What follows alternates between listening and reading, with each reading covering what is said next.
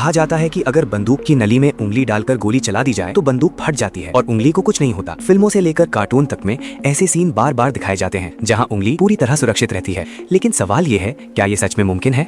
इसी अफवाह की सच्चाई जानने के लिए एक एक्सपेरिमेंट टीम आगे आती है, क्योंकि कोई इंसान खुद को जोखिम में नहीं डालना चाहता। इसीलिए टीम एक इंसानी शरीर को जेल मटेरियल से कवर करके एक डमी मॉडल तैयार करती है।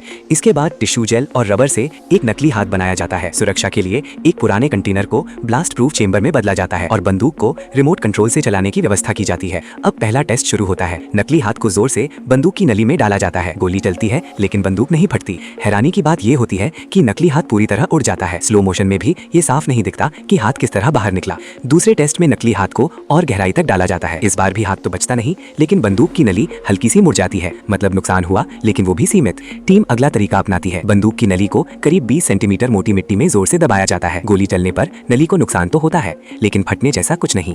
इसके बाद एक और खतरनाक प्रयोग किया जाता है। गोली के आगे वाले हिस्से को निकालकर उसे हथौड़े से सीधे बंदूक की नली में ठोक दिया जाता है। गोली चलती है, बंदूक जोर से उछलती है, लेकिन पास जाकर देखने पर पता चलता है कि नुकसान फिर भी सिर्फ आगे के हिस्से तक ही सीमित है।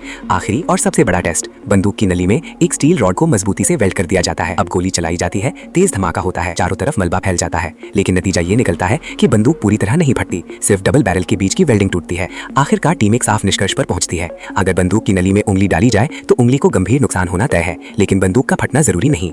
यानी फिल्मों और कार्टून में दिखाया गया ये सीन हकीकत से बहुत दूर है।